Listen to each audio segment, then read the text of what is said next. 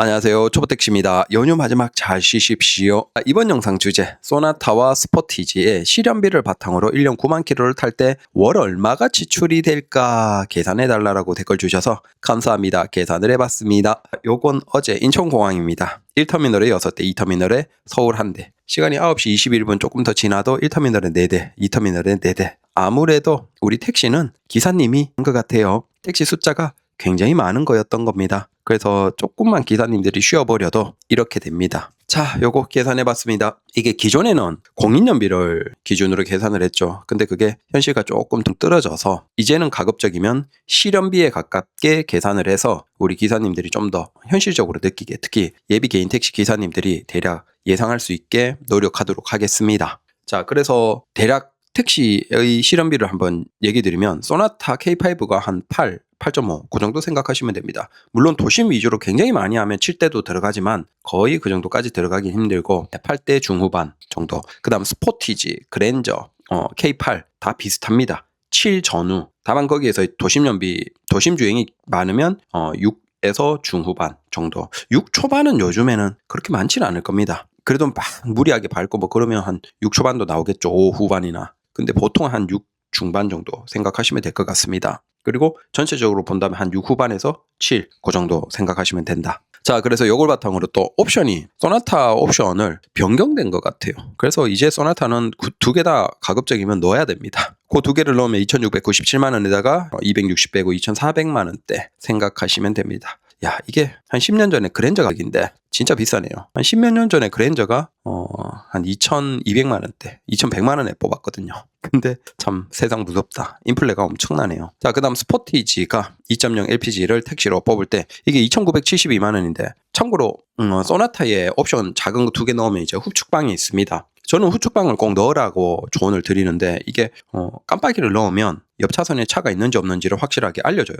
사이드 미러에 붉은색으로 점이 있죠. 그것도 표시되는데 깜빡이를 넣으면 그쪽에 차가 없으면 별 소리가 없어요. 근데 차가 있다? 그러면 삐비비비비비 소리를 강하게 내줍니다. 자, 이것만 해도 우리가 장시간 운전하면 집중력이 떨어지잖아요. 근데 차선 변경하다가 그 사각에 있는 차를 못 볼 때가 많아요. 근데 그럴 때 우리가 깜빡이만 잘 넣으면 차가 있는지 없는지를 알려준다는 거예요. 이것만 해도 굉장히 좋고, 그 다음 만약에 손님이 내릴 때 문을 열려고 하는데 뒤에서 뭔가 차나 오토바이나 자전거나 이런 게 접근을 하면 또 문 여는데 삐비비비 경고를 해줍니다. 이것만 해도 우리가 돈을 아끼죠. 개문발차 사고 같은 거 다 막아주기 때문에.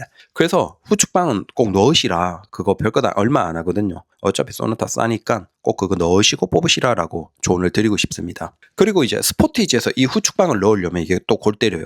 2,972만 원, 저는 깡통파인데 깡통에서는 이걸 못 넣습니다. 그래서 윗등급 노블레스로 가야 돼요. 그리고 거기에서 드라이브 와이즈라는 걸 넣어야 됩니다. 그래서 3,311만 원 노블레스 기본에다가 124만 원 추가를 해야 돼요. 그러면 차값이 3,435만 원인데 이 정도면 거의 그랜저 가격과 조금 비슷하다라고 보시면 됩니다. 그랜저에도 옵션 하나 정도 넣고 넣었을 때 사실상 아니죠. 그랜저는 부가세 환급 받았을 때 가격이니까 그 차이는 좀 많이 있네요. 그래도 굉장히 비싸죠. 그래서 여기에서 부가세 환급 받아도 3,100을 넘기 때문에 스포티지가 꽤나 비싼 차구나.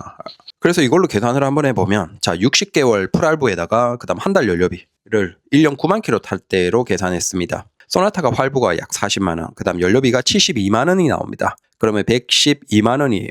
그 다음 스포티지 할부가 월 57만 원에 그 다음 추가로 연료비가 87만 원이 들어갑니다. 그러면 144만 원입니다. 만약에 여기에서 그랜저라고 한다면 동일하게 실현비로 계산했을 때는 거의 150만 원대가 됩니다. 그래서 이게 굉장히 비싸다 실현비로 계산을 하니까. 그리고 소나타와 스포티지의 차이가 32만 원, 차이가 꽤나 크죠. 하루 기준으로 25일 근무한다라고 하면 한 1.2만 원 정도가 차이가 납니다. 또 비슷하죠. 한 1.2만 원, 뭐 손님 보통 이제 1명 혹은 2명 정도 더 태우면 비슷해진다라고 하니까. 그리고 근무 시간으로는 한 30분에서 한 50분 정도는 더 일을 해야 됩니다. 나는 뭐 돈에 대한 걱정 없어. 난 무조건 좋은, 크고 만족스러운 거 탈래라고 하면 스포티지나 그랜저, K8이 맞아요. 근데 이게 우리가 일을 하지 않을 때는 그 생각이 이해가 되는데 막상 일을 이제 몇 년 해보면 이게 마음 같지가 않죠, 몸이.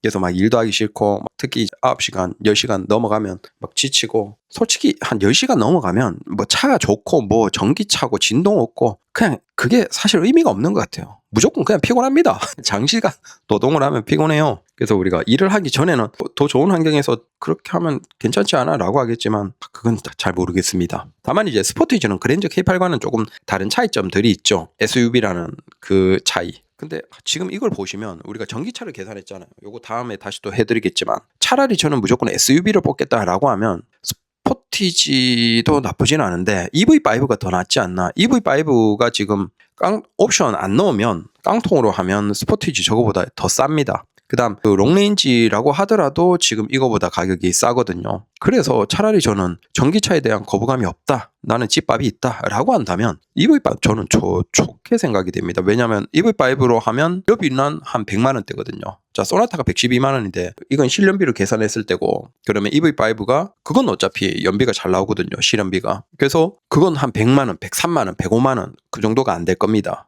그래서 소나타보다도 이제 EV5가 당연히 연료비는 싸고 월 지출 이렇게 계산했을 때 싸고 스포티지보다는 거의 30만 원 이상이 차이가 나는 거죠. 아니죠. 40만 거의 40만 원 가까이 차이가 납니다. 그래서 월 40이면 그렇다고 EV5가 나쁜 차가 아니잖아요. 등급으로 보면 EV5가 스포티지보다 더 높게 우리가 보통 보니까 비싼 차라고 보니까 차라리 무조건 나는 SUV가 타고 싶어라고 하면 저는 일반인들은 많이 안 사고 있기 때문에 EV5를 뽑으시는 게 낫다. 전기차에 대한 거부감이 없다면. 근데 전기차에 거부감이 있다라고 하면 지금 사실 LPG로 SUV 뽑을 수 있는 건 스포티지밖에 없긴 합니다. 자, 장단점 잠깐 정리를 하면 소나타는 뭐 가장 저렴하고 가장 많이 굴린다. 그리고 고장 문제에 대해서 정보가 가장 많죠. 기사님들에게 뭐 여쭤보면 차가 워낙 많으니까. 그리고 회사 택시에서도 많이 굴리기 때문에 뭐 자잘한 문제들은 이제 거의 없는 것 같아요.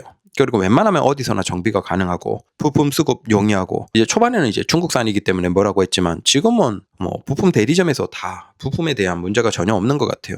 다만 거기에서 이제 중국산이라고 표시가 되어 있죠. 그래서 결국은 제일 만만하다, 무난하다 라고 얘기하면 되겠죠.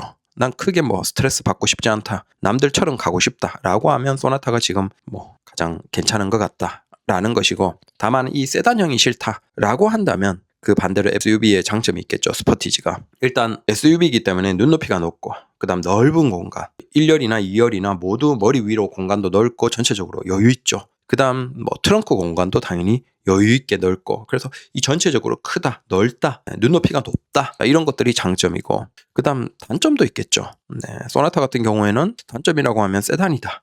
장시간 운전할 때 아무래도 세단형이 조금 더 피곤하다라는 것도 있고, 아무래도 중국산에 대한 인식도 있고, 그 다음에는 그 외에는 단점은 소나타가 별로 없는 것 같아요. 스포티지 단점이라고 하면 뭐 연비가 기본적으로 조금 아쉽다라는 것이고, 그 다음에는 손님들이 타고 내릴 때 어르신들이 조금 힘들어한대요. 아무래도 높다 보니까. 근데 생각해보면 그렇거든요. 아무래도 다리가 조금 불편하시거나 또 어르신들, 이제 걷는 게 조금 불편하신 어르신들도 택시 손님으로 한 뭐 2, 3일에 한 번 정도는 모시니까, 그걸 생각해보면 과연 그분들이 그나마 소나타는 낮아서 탈 수 있는데 천천히라도 스포티지를 타실 수 있을까라는 생각을 하면 이게 무슨 얘기인지 알겠네요. 그래서 고령의 어르신들이 조금 불편해한다, 높다 보니까. 그 다음 아무래도 차가 높기 때문에 좌우로 조금 더 흔들림이 당연히 심하겠죠. 특히 우리가 뭐 요철이나 도심 구간에서 막 이리저리 많이 해야 되는 상황에서 아무래도 흔들림은 낮은 세단 소나타보다는 확실하게 스포티지가 많을 것이다 라고 생각이 되고, 그래서 서로 장단점이 굉장히 뚜렷합니다.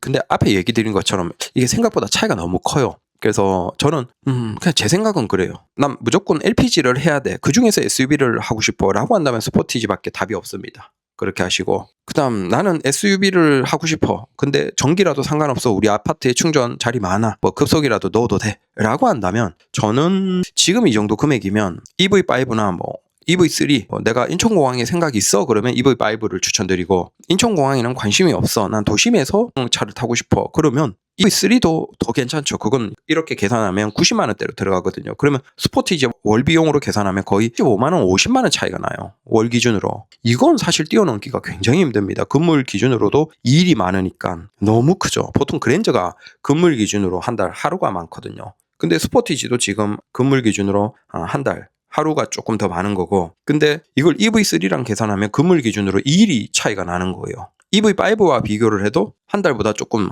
하루 한 1.3일, 1.4일 정도가 필요한 거죠. 그래서 그 부분을 한번 잘 생각해 보시라라고 조언을 드리고 싶습니다. 생각보다 실험비로 계산하니까 스포티지와 그랜저 K8의 비용이 더 비싼 것 같네요. 감사합니다.